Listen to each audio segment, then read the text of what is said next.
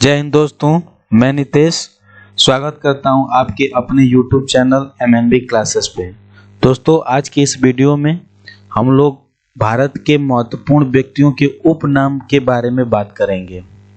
ठीक है, तो आज की इस वीडियो में हम भारत के जितने लगभग व्यक्ति हैं जो बड़े बड़े काम किए हुए हैं, कुछ न कुछ जो उनके श्रेय रहे हैं उनमें उनका उपनाम दिया गया है, तो उनको देखेंगे और इसकी 2 वीडियो बनाएंगे क्योंकि ढेर सारे लोग हो जाते हैं तो उसमें नाम ज़्यादा हो जाएंगे। तो आज फर्स्ट वीडियो में कुछ लोगों को हम लोग कवर करेंगे और सेकेंड वीडियो में और लोगों को देखेंगे।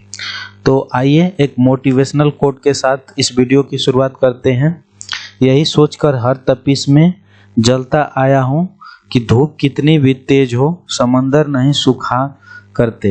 मतलब कि अगर हम लोग मेहनत करते रहेंगे तो हमारे रास्ते में कितने भी परेशानियां हैरानियां आए उन सबको हम लोग पार कर सकते हैं, बस अपने धैर्य को बनाए रखना है। तो आइए हम लोग देखते हैं पहले क्वेश्चन से। तो इसमें पहला क्वेश्चन है, निम्नलिखित में से किसने स्वयं को हिंदुस्तान का तोता कहा था? तो आप देखिए, निम्नलिखित में से किसने स्वयं को हिंदुस्तान का तोता कहा था? तो पहला है जैसी, दूसरा है रस खान और तीसरा अमीर खुसरो और चौथा है अमीर हसन। तो आप जानते हैं कि भारत के हिंदुस्तान का तोता किसे कहा जाता है? तो अमीर खुसरो को। और अमीर खुसरो किसके दरबारी कवि थे? तो अलाउद्दीन खिलजी के समतुल्य ये माने जाते हैं। तो अमीर खुसरो अलाउद्दीन खिलजी के समतुल्य माने जाते हैं, तो इनको हिंदुस्तान का तोता कहा जाता है। अगले क्वेश्चन की बात करें तो अगला क्वेश्चन है, भारत का पाइथागोरस कहा जाता है। यानी भारत का किस व्यक्ति को पाइथागोरस कहा जाता है? तो वो व्यक्ति हैं बोधायन। यानी बोधायन को भारत का पाइथागोरस कहा जाता है। इस वीडियो को आप थोड़ा थोड़ा रोक रोक के आप स्वयं से आंसर करने की कोशिश करिए और फिर उसके बाद आगे वीडियो को बढ़ाकर देखा करिए। ठीक है, क्योंकि उससे आप भी अपने को चेक किया करिए कि क्या इस क्वेश्चन का आपको आंसर आ रहा है कि नहीं आ रहा है।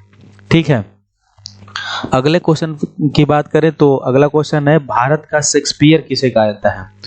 तो भारत का शेक्सपियर यानी शेक्सपियर एक इंग्लिश बुक लिखने वाले विदेश के व्यक्ति हैं। तो वैसे ही भारत के व्यक्ति कौन ऐसे हैं जिनको भारत के शेक्सपियर का संज्ञा दी जाती है? तो वो है कालिदास। यानी भारत के शेक्सपियर कहे जाने वाले कालिदास। जैसे शेक्सपियर इंग्लिश में कविताएं, पोयम या गद्यांश लिखते हैं, वैसे ही कालिदास संस्कृत में बहुत सारे बुकों का या निबंधों का संग्रह किए हैं, तो इसलिए भारत का शेक्सपियर कालिदास को कहा जाता है। अगले की बात करें तो अगला है, भारतीय आयुर्वेद का पिता किसे कहा जाता है? तो यानी आयुर्वेद यानी चिकित्सा में इन्होंने अपना अहम योगदान दिया, धन्वंतरी। तो इसलिए भारतीय आयुर्वेद का पिता किसे कहा जाता है? धन्वंतरी को।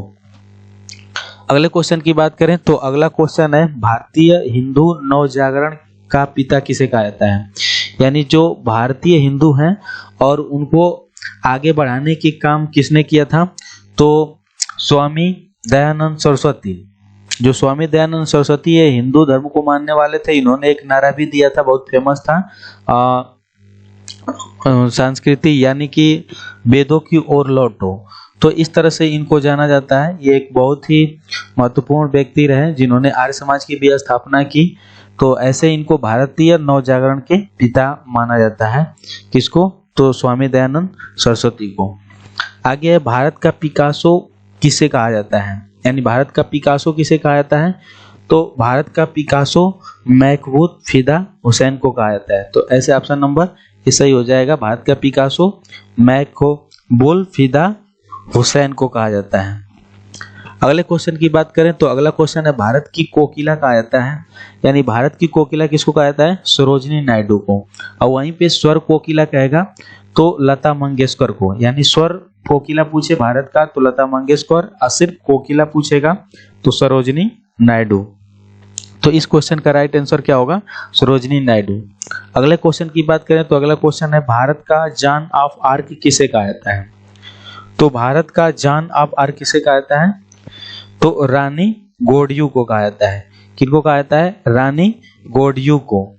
यानी भारत का जॉन ऑफ आर्क किसे कहा जाता है? तो रानी गोडयू को कहा जाता है। अगले क्वेश्चन की बात करें तो अगला क्वेश्चन है भारत का मैकियावेली किसे कहा जाता है। तो पहला ऑप्शन है चाणक्य, दूसरा ऑप्शन है समुद्रगुप्त, तीसरा ऑप्शन है वल्लभ भाई पटेल यानी सरदार वल्लभ भाई पटेल या विवेकानंद को। तो भारत का मैकियावेली किसे कहा जाता है, तो भारत का मैकियावेली चाणक्य को कहा जाता है। तो राइट आंसर क्या हो जाएगा, चाणक्य। अगले क्वेश्चन की बात करें तो अगला क्वेश्चन है जनहित याचिका का जनक किसे कहा जाता है। तो जनहित याचिका के जनक पी.एन. भगवती को कहा जाता है। तो इसका राइट आंसर क्या हो जाएगा, पी.एन. भगवती। अगले क्वेश्चन पे आते हैं। तो अगला क्वेश्चन है एशिया का ज्योतिपुंज किसे कहा जाता है। तो एशिया का ज्योतिपुंज किसे कहा जाता है, महात्मा बुद्ध को। तो इसका राइट आंसर क्या होगा, महात्मा बुद्ध। ऐसे देखेंगे एशिया का ज्योतिपुंज क्यों कहा जाता है, क्योंकि महात्मा बुद्ध यानी बौद्ध धर्म का प्रचार प्रसार ज्यादा इन्होंने किया और भारत के आसपास जितने भी देश हैं उन्होंने बौद्ध धर्म को अपनाया, इसलिए एशिया का इनको ज्योतिपुंज के नाम से जाना गया। फिर अगला क्वेश्चन है भारतीय मोनालिसा कहा जाता है, यानी भारतीय मोनालिसा किसे कहा जाता है, तो बट्टी हट्टी को। यानी भारतीय मोनालिसा किसको कहा जाता है, बट्टी हट्टी हैं जिनका उपनाम है, यानी बट्टी हट्टी को भारतीय मोनालिसा कहा जाता है।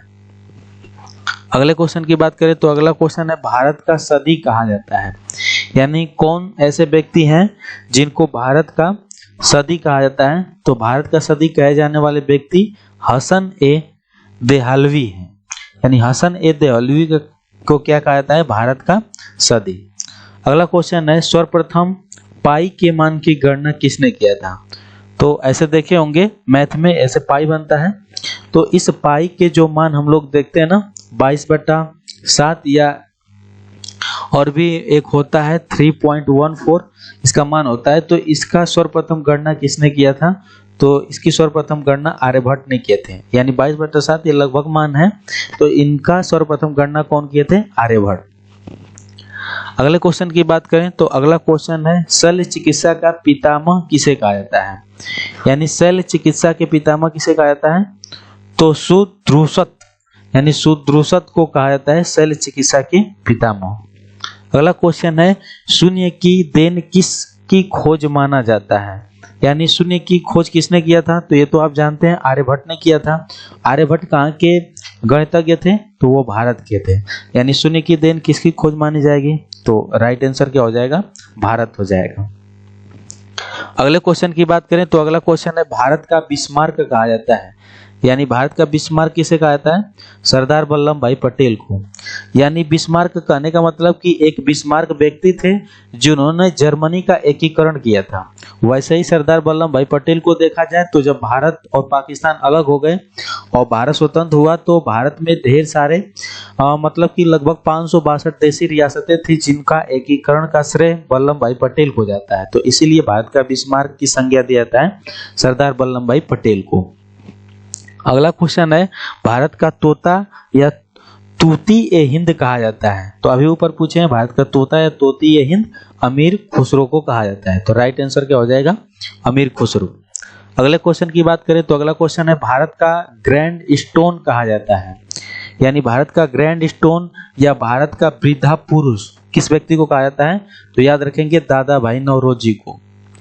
यानी भारत का वृद्धा पुरुष या ग्रैंड स्टोन किसे कहा जाता है, दादा भाई नौरोजी को। अगला है भारत का सिकंदर कहा जाता है, यानी भारत का सिकंदर किस व्यक्ति को कहा जाता है, तो अलाउद्दीन खिलजी को। क्योंकि जैसे भारत मतलब कि जो सिकंदर एक महान सम्राट माना जाता था क्योंकि वो जिस क्षेत्र पे आक्रमण करता था उसको जीत ही लेता था, वैसे ही अलाउद्दीन खिलजी था, इसने दक्षिण भारत पर पूरा अभियान किया और सारी जगह को जीता, इसलिए भारत का सिकंदर अलाउद्दीन खिलजी को कहा जाता है। अगला क्वेश्चन है पुनर्जागरण का पिता किसे कहा जाता है, यानी भारत को एक नई दिशा देने वाले व्यक्ति थे राजा राम मोहन राय। इन्होंने 1829 में सती प्रथा को लॉर्ड विलियम बेंटिंक की सहायता से समाप्त करने में अपना अहम योगदान दिए और इन्होंने ब्रह्म समाज की भी स्थापना किया था, इसलिए पुनर्जागरण का पिता किसे माना जाता है, राजा राम मोहन राय को। तो राइट आंसर राजा राम मोहन राय। अगला क्वेश्चन है भारतीय पुरातत्व का जनक किसे कहा जाता है, तो भारतीय पुरातत्व का जनक अलेक्जेंडर कनिंघम को माना जाता है। तो राइट आंसर क्या होगा, अलेक्जेंडर कनिंघम।